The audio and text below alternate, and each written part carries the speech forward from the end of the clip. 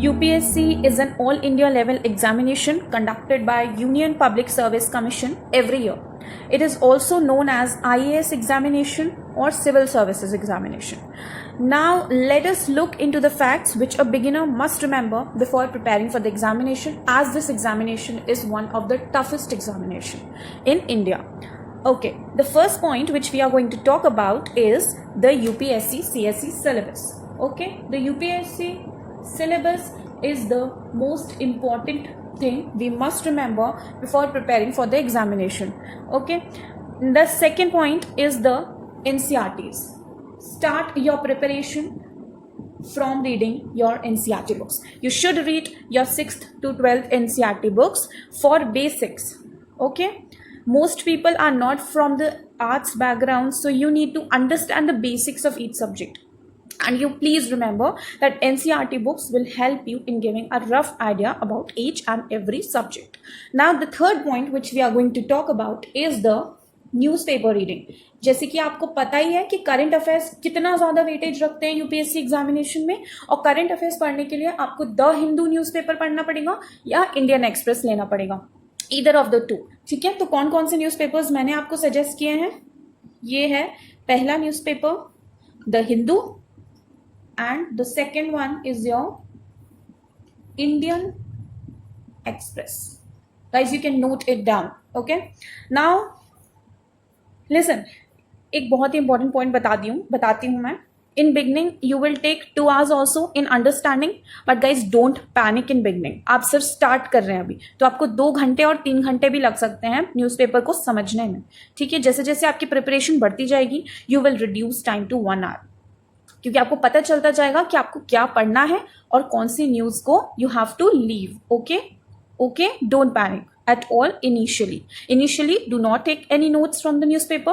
Just read the newspaper and try to understand the newspaper. ठीक है, grasp करने की कोशिश कीजिए शुरुआत में आप लोग. Okay, now the fourth point is after reading your NCERT books, जब आप अपनी NCERT बुक्स खत्म कर लेंगे तो आपको कौन सी बुक्स पढ़नी है? The standard books guys, standard books. ठीक है, जब आप अपनी एनसीईआरटी बुक्स पढ़ लेंगे तो आप स्टैंडर्ड बुक्स पे जाएंगे. ठीक है, जिससे कि आपको और ज्यादा नॉलेज मिलेगी हर सब्जेक्ट की. Okay, now we are coming for the mains perspective. For the mains perspective guys, answer writing practice. बहुत से लोग कहते हैं कि ये एक बहुत ही टफ पार्ट होता है ना, क्योंकि आपको आंसर्स लिखने हैं 3 घंटे में 100 to 150 वर्ड्स के आंसर लिखने होते हैं. अगर आपने सब कुछ पढ़ लिया, मान लीजिए सब कुछ आता है आपको, लेकिन आप 3 घंटे में अगर आंसर्स नहीं लिख पाए तो आपकी इतनी प्रिपरेशन का क्या फायदा होगा, है ना. तो आपको आंसर राइटिंग प्रैक्टिस डेली, आपको एक आंसर तो लिखना ही लिखना है. अब आपको कब से आंसर लिखना स्टार्ट करना है, तो आप जैसे ही अपनी एनसीईआरटी बुक्स खत्म करते हैं आपको बेसिक समझ में आ जाएगा, तो आप जैसे ही अपना बेसिक खत्म कर लेंगे ना, आपको आंसर राइटिंग प्रैक्टिस स्टार्ट कर देनी चाहिए. ठीक है, मैं आपको सब बताऊंगी कि आंसर राइटिंग प्रैक्टिस कैसे करनी है. ठीक है, और एनसीईआरटी कौन कौन सी कैसे कैसे पढ़नी है, सब कुछ बताऊंगी आपको. ओके, हम अपने 6th पॉइंट पे जंप करते हैं. हमारा 6th पॉइंट होगा गाइज, यू शुड गेस ना. Okay, the 6th point is your previous year question papers. ठीक है, अब सब लोग सोच रहे होंगे कि प्रीवियस ईयर क्वेश्चन पेपर्स में ऐसा क्या है. प्रीवियस ईयर क्वेश्चन पेपर्स से मतलब 10 साल के प्रीवियस ईयर क्वेश्चन पेपर्स आप लीजिए. You can take from 2013 onwards, आप ले सकते हैं, तो वहां से लीजिए और प्लीज अपना ट्रेंड देखिए कि कौन कौन से सब्जेक्ट, कौन कौन से टॉपिक से कौन सा क्वेश्चन आ रहे हैं, किस टाइप के क्वेश्चंस आ रहे हैं. ठीक है, study the previous question papers and see the trend of the questions asked.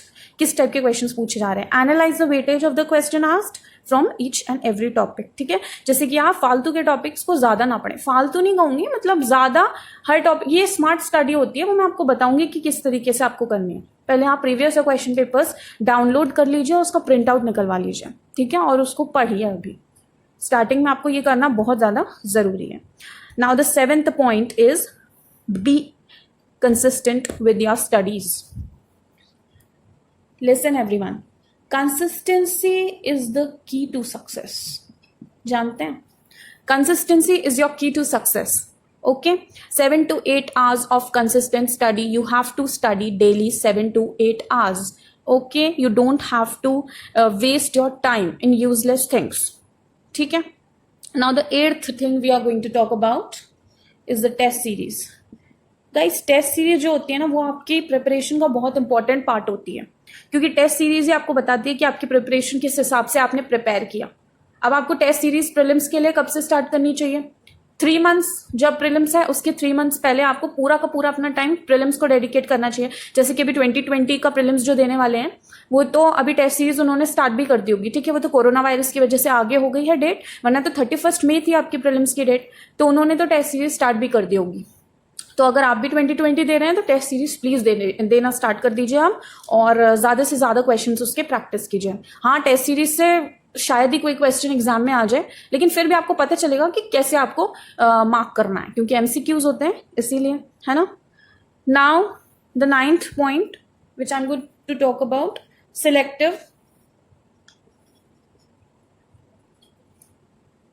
Selective study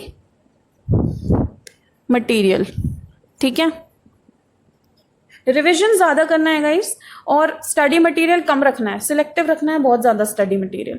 okay, so I hope I have given you everything. सारे पॉइंट्स क्लियर कर चुकी हूं मैं. These are the points which an aspirant must know before preparing for IAS exam. Now guys, do like and subscribe and press the bell icon for the notifications ahead. Do let me know in the comment section below if you have any questions. मैं सारे के answers दूंगी. Okay guys, so thank you and all the best guys for your preparation. Bye bye.